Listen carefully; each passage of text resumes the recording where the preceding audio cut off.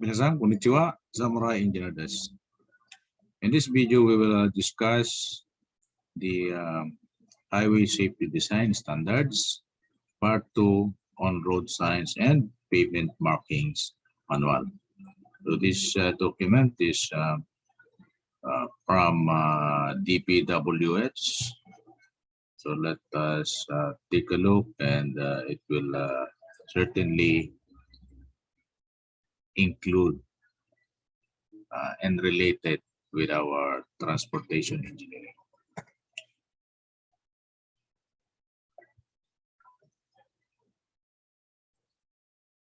So this document is published May 2012, and let us proceed with the messages of the Department Secretary. Forward, and we have the following contents. Road sign for part A, which we're trying to do right in this video module, and that involves different types of topic: introduction, regulatory signs, warning signs,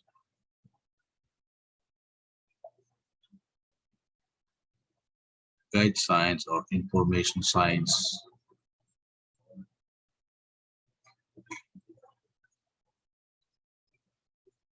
signs on expressways, traffic instruction signs, hazard markers, guide posts, and delineators. And that's all for part A. And for part B, we have to discuss pavement markings with the following subtopics: introduction and general specification, definitions, longitudinal lines, transverse lines, other type of lines, other markings, messages and symbols, object marking, raised pavement markers, and other information are available in the appendices. So let us proceed on our part A, road signs. So in this video, we'll actually just tackle the number one part, which is about the introduction. So this manual is prepared and issued by, again, DPWH. A standardized road traffic system is essential to ensure that drivers acquire information necessary to enable them to comply with road regulation, to navigate their way around the road system in a safe and efficient manner. So this is also in conjunction with the recent development in LTO and acquiring driver's license, which involves the requirement of formal driving lessons, okay? Driving skill education, and driver's skill also needs an amount of knowledge of road signs. And road signs contain instruction that the road user is required to obey. And because we are on the engineering side, we would like to give them the information necessary to avoid any accident. Okay. So what is the scope of this document? This manual describes the different types of road signs and pavement marking signs, and prescribes their standard and conditions under which each must be used. Standards set forth in this manual are primarily designed for the street and highways that constitute the basic road system. Special signs for expressways are also included in this edition. However, signs for roadworks that have been omitted from this manual. These signs are included in a separate roadwork safety manual. So for a temporary projects on the road, there are required markings, and that is what we call roadwork safety manual sign. Okay, and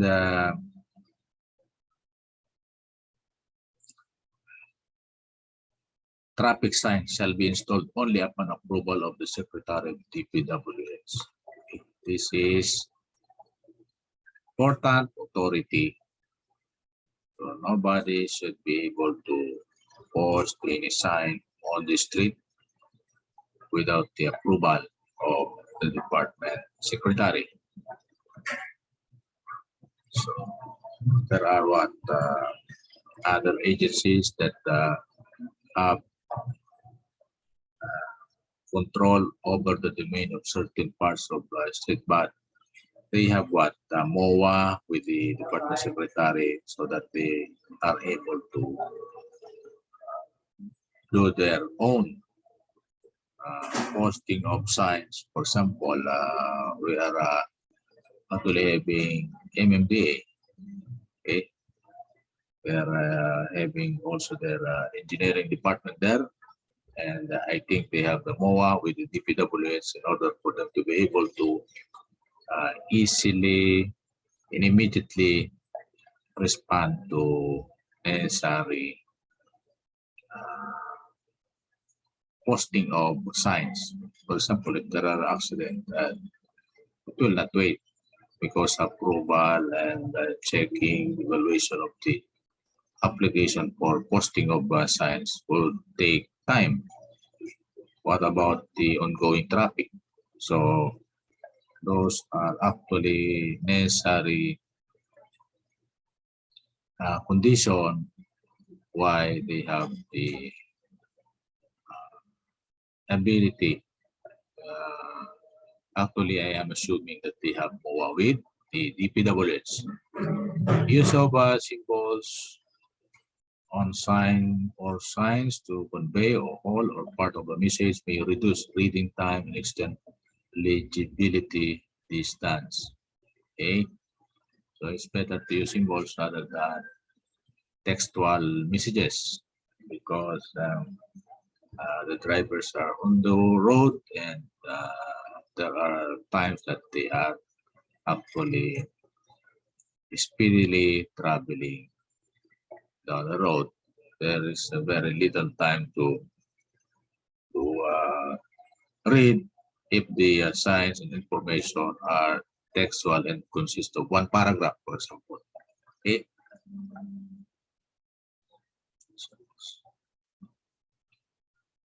So also, where a new symbol is warranted, the design must be acceptable in accordance with international practice and meet relevant requirements of a standard procedure. Okay, so there are also section 8 of Appendix A for sign design with symbol. This should conform to international standard, because we have international driver's license. So our driver's license holders here in our country should be able to understand international symbols, wherein they would be able to drive on a foreign country with similarities or somewhat similarities. Okay, and sign face design standard drawings of most commonly used sign types are included in appendix. These drawings show standard spacing with respect to positions between elements such as arrows, symbols, destinations, description. So there is a really a standard even the drawing and the distances of the elements in the symbol like arrows. Okay, that is what dimensional requirement. They also provide the standard horizontal and vertical clearances between various signs, elements, and detail of chevrons for G2 type of signs. It should be noted that when all design rules have been followed, some visual judgment must be exercised in adjusting sign elements. Following general rules are to be applied when designing the sign face. Sign face meaning the front of the sign symbol. Okay? Cramping of legend is to be avoided. Okay, so proper spacing and allowance for each of the required space requirement. Avoid large areas of blank panel, particularly blank areas that symmetrically disposed across the panel. Okay. If there are two lists of legends side by side, as on the assurance signs, it is necessary to leave justify. So, so they are what? The word are starting on the same line. Okay, that is what we mean by left justified. There are right justified, left right justified, and center justified. So those are technical terms used in what? Editing buttons in what? Word. Okay. And right justify the right list. Okay.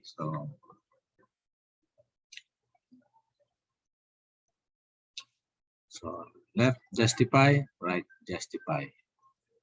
There are two lists of legends. Okay. So elements such as arrows and symbols may sometimes have to be larger than principal legend would normally require. For example, an arrow relates to several lines of legends on direction signs. Okay, so sign face show following are minimum features required. Minimum. These are necessary. Okay, so minimum. Legend type and size 160E mode, meaning 160 mm E modified. 80 DN, meaning 80 mm the arrow. Okay, those are the minimum dimension. Details of arrows, diagrammatic symbols, and any future route markers sample by reference to standard drawings. Okay. Overall, dimension of all elements and the spacing between these elements. Distances defining the position of each letter and numeral on the sign face relation to one edge of the sign. So it is not a guesswork. It is specified as detailed as this in doing the signs, the road signs. Details of border width, edge strips, and corner radii, even corner radii, and class and color of sign face materials. They are the minimum required feature.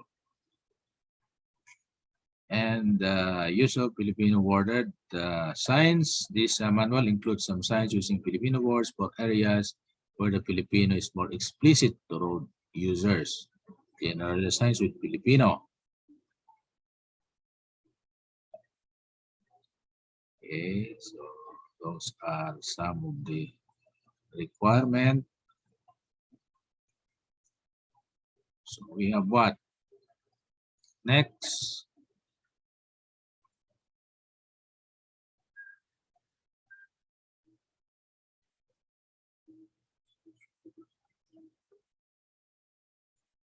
Generally,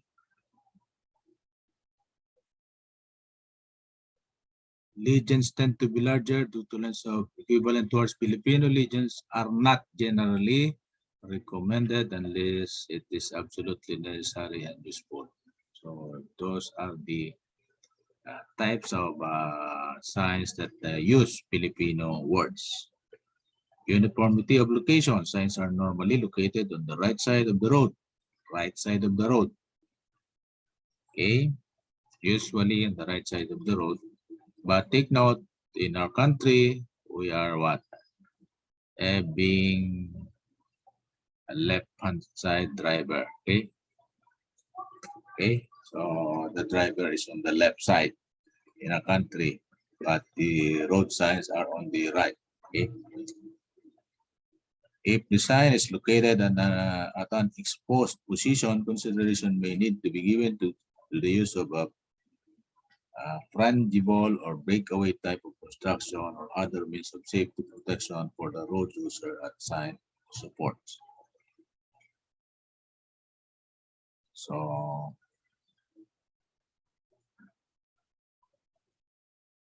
longitudinal placement and lateral placement of the signs. Also, lateral placement and height. Okay. Necessary.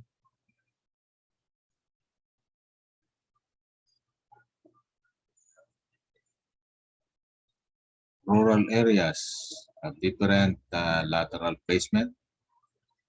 For example, on curved roads in rural areas, the sign should be at least 600 mm clear of the outer edge of the road shoulder.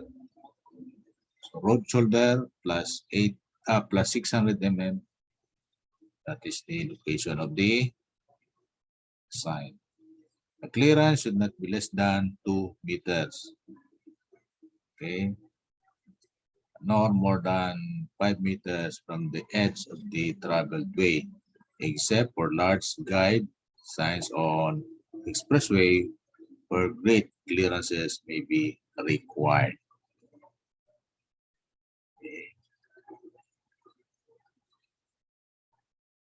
Clearance should not be less than 2 meters. Okay. So that is necessary.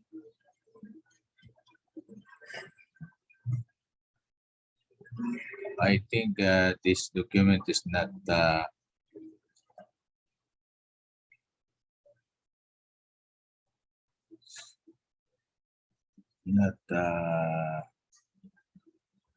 gathered, collected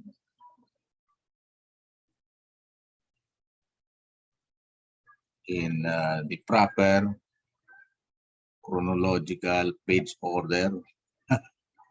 Okay, let's go to definition of terms. Traffic signs. Okay, device mounted on a fixed support, meaning permanent, or portable support, meaning temporary, right? Where a specific message is conveyed by means of words or symbols. Okay. Regulatory signs, signs that inform road users of traffic laws and regulations, which disregarded will constitute an offense. Okay, regulatory sign. Special instruction signs, signs that instruct road users to meet certain traffic rule requirements or road condition. Warning signs.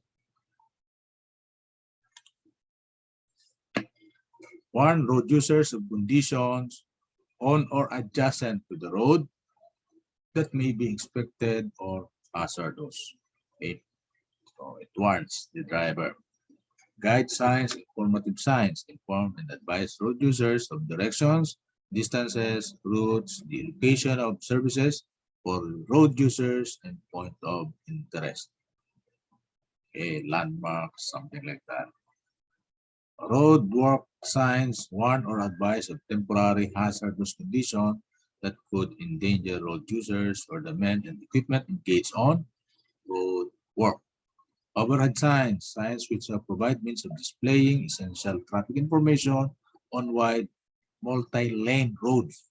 This is the primary use of overhead signs for multi-lane roads, where some degree of lane use control is required or where side of road clearance is insufficient to accommodate road sign roadside sign. Okay, so roadside sign is not possible, so they are using overhead sign. Okay, barriers. Highway ordinances designed to prevent vehicular penetration from the travel to the areas behind the barrier, such as to minimize damage to impacting vehicles. Okay. Flashing lamps, warning devices used to supplement other controls and devices to alert motorists, okay, of construction and maintenance activities. Okay. Delineators, light retro reflecting devices. So all of these are very familiar to us, but technically we have to learn first the definitions. Traffic cones, devices which may be conical in shape or tubular shape, capable of performing channelization of traffic, which may be set on the surface of the road or rigidly attached for continued use. Temporary curbing, roadwork, devices consisting of precast concrete sections, sandbag, and other which may be used to guide traffic at a construction site. Flexible post or bollard device used in place of rigid barrier posts or traffic cones with a minimum of 450 mm by 50 mm wide with alternate bands of contrasting color as seen by approaching traffic for delineation of traffic. So bollard, those small posts like this, okay. Minimum of 450, okay, by 50 mm wide. Okay. So bollard 50 mm. Okay. So classification, different types of signs. Okay.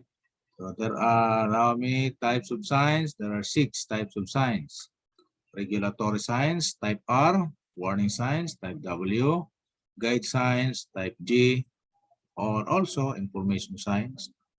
Signs for expressway, type G, signs for special purposes, type S, and hazard markers, type HM, hazard markers. Okay, so there are 6 types of signs.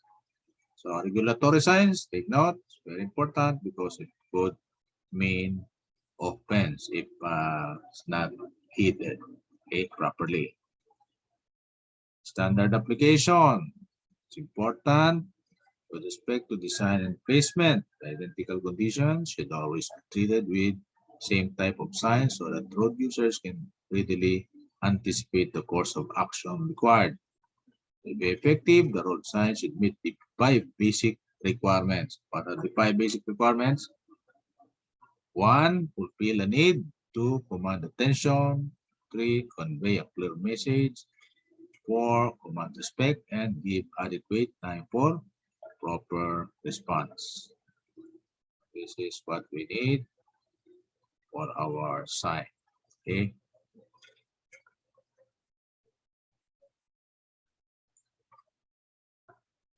The signs of most commonly used signs are included in Appendix B. Okay.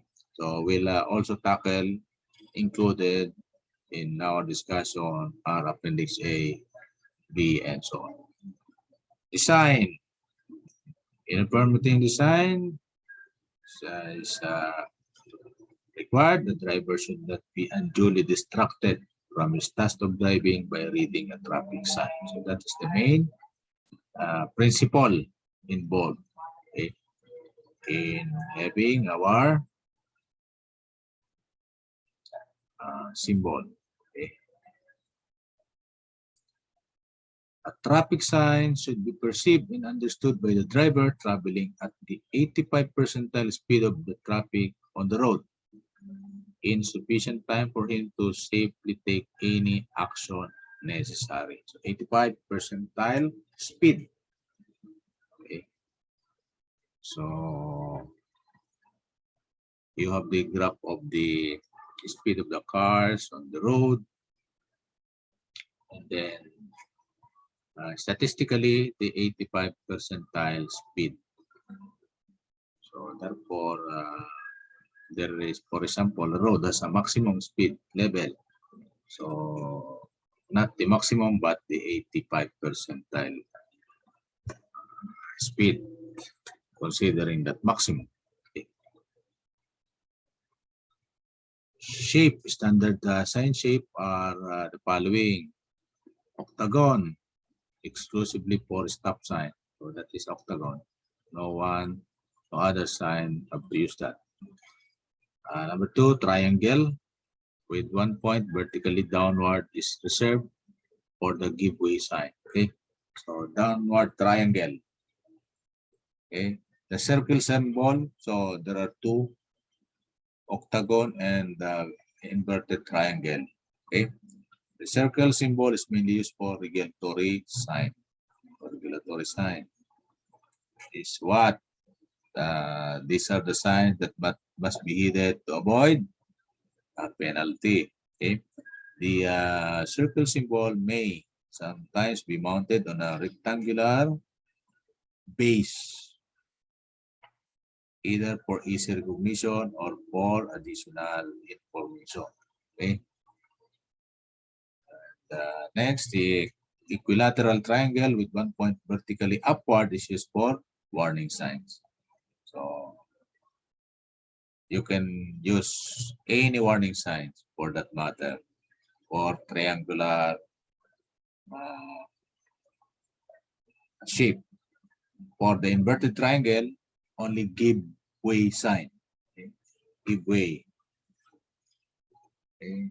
For example, merging traffic, you have to give way to one of the traffic that will merge. Okay. So the rectangle, usually with long axis, horizontal is used for directional sign, service signs, roadwork sign, signs for special purposes, and supplementary place for warning signs. Okay.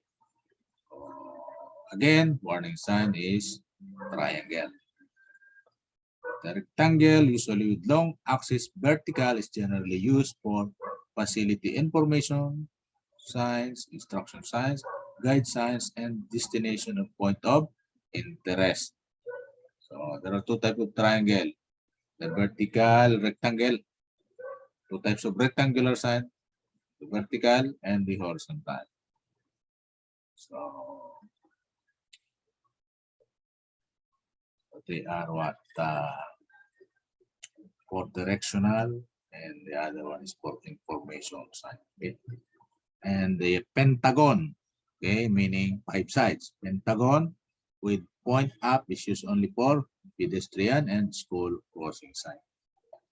So there are 3 shapes that are exclusive. Okay, pentagon, octagon, and inverted triangle. So sizes, what about it?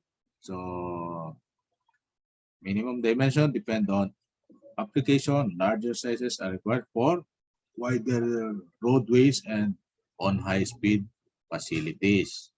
So meaning, because your drivers are on high speed, they have less time to interpret the symbol. So your symbol may need to be bigger. So there is also a standard. There are I think 3 sets of sizes. Okay. Color. Standard colors for signs are as follows. Red is used for background for stop signs, as border color on giveaway signs, warning signs, and prohibited signs in a regulatory type. So red for border, okay, of regulatory type, prohibited signs, warning signs, and giveaway signs, and also background for stop. Black is used as legend color for signs having white, yellow, orange, fluorescent yellow, green background, and as chevron for hazard markers. That's black. Yellow is used as background color for roadwork signs. White is the background color for most signs and legends for some colored background. Fluorescent yellow-green is used as background color for signs related to pedestrian movements, school zone, and so on. Fluorescent orange used for background color for road signs whose legends relate to personnel working. Green is used for background color for direction sign. So green, background or direction signs. Blue is used as background color for service signs. And brown is to serve as background color for all tourist facility directional and information sign. So background or on background colors. Letter series. There are 6 series of letter numerals ranging from the narrow series A to the broad series F. So 6 types, 6 sets of letters. Series A and B letters are not used in signs, which have to be used for moving vehicles as legibility distances are small. Series C is only used in special cases. Series D and E are commonly used as they provide the best legibility in aesthetics. Series F is not often used on large signs due to the wide space required. Standard letter tables given in Appendix D for capital letters comprise 3 steps of spacing: narrow, medium, and wide. Wider spacing is always used for lowercase letters.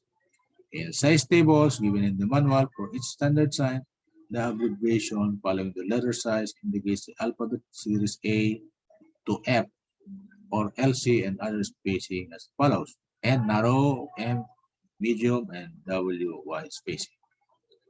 Example: 160 dm would mean 160 mm series D letters at medium spacing. Okay, this is how they specify it on the plan. So 90 LC would mean 90 mm lowercase letters that are always at wide spacing. Okay. So, there are appendix information towards that end. So you can always look at it and study it on later modules. Okay. Overhead signs are required. Following conditions should be considered. Okay. Traffic volume at ordinary capacity. If that is the case, we need overhead sign. Complex or closed space interchanges. That's why we have many overhead signs. 3 or more lanes in each direction, restricted sight distance, multi-lane exit, large percentage of traffic, street lighting, background, high-speed traffic, consistency of sign message, location to a series of interchanges, and insufficient stage or ground-mounted signs. So those are the type of overhead signs. Reflectorization and illumination signs are intended to convey messages during dark periods. Okay. Must be illuminated for greater visibility of color and space shapes. High-grade, reflective, or illuminated materials are required. Overhead signs and for road signs in areas with street lighting of high intensity. Okay, so there are means of illumination and means of reflectorization. Okay, so by use of different types of material. Okay, and let's go to installation. How to install? Signs should be mounted approximately at right angles to the direction of the facing traffic. Right angles. Okay, they are intended for that installation. Okay. At curb alignments, the angle of placement should be determined by the force of approaching traffic rather than by the roadway edge at the point where the sign is located. Okay.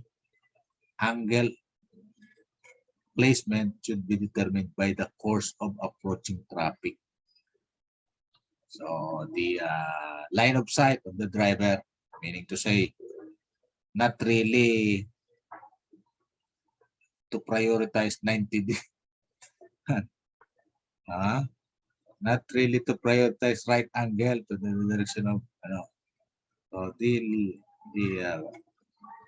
line of sight or the course of approaching traffic. Okay, so to eliminate possible desirable reflection from the surface of the sign, it should be turned about 5 degrees away from the normal to the headlight beam.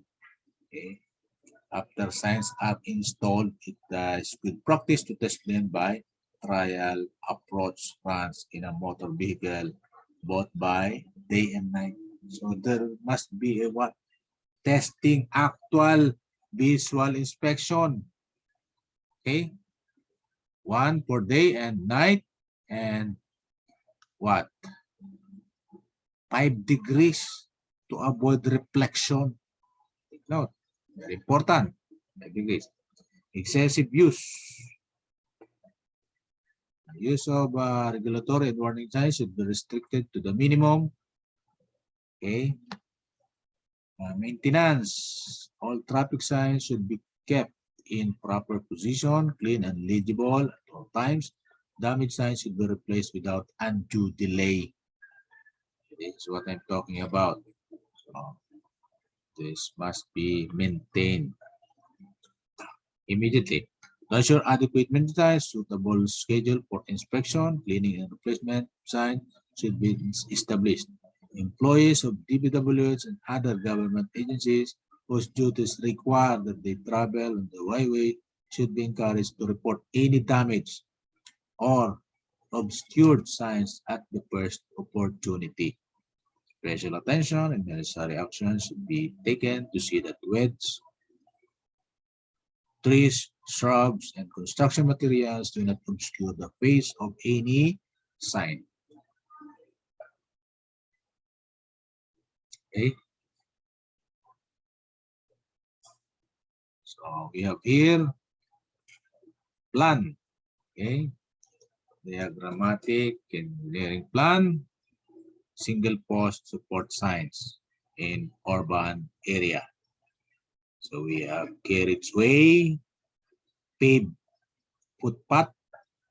So at that location, we can what? Have the post, single post, okay? Cantilever type. Okay, cantilever type, how many? 2.5 minimum. So minimum 300 mm. So 0.3 minimum from the carriageway. So if we have less than 0.3, we have to what? To put it about 2 to 2.5. 2.5 desirable. Okay. So must be greater than 300 mm from the carriageway. So paved footpath. Okay. This how we should install the signs. How about for 2 post support signs? Okay, so 2 meters and 300 mm from carriageway. 0.5 meters minimum if located in a median or traffic island. Okay. Median or traffic island. So there are traffic island. So you have to what? To measure it from the carriageway. End of the carriageway.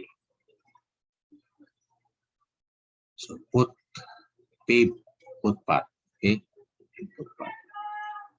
We need 2 post support. Letter C, we have what?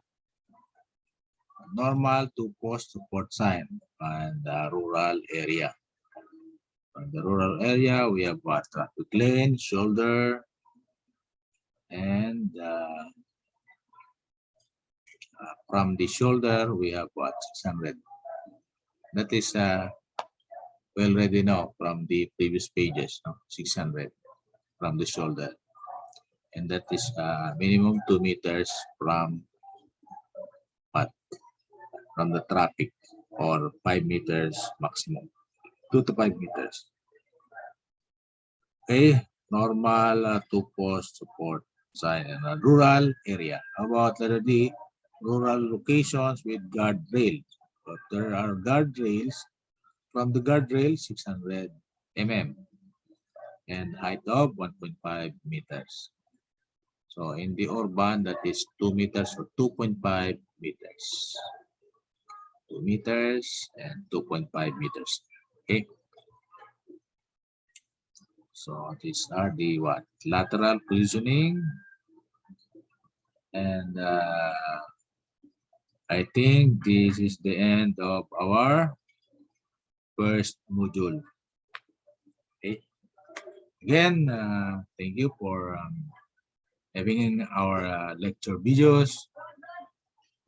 And again, this is Dr. EYPEI, Preaching Engineering for Nation Building.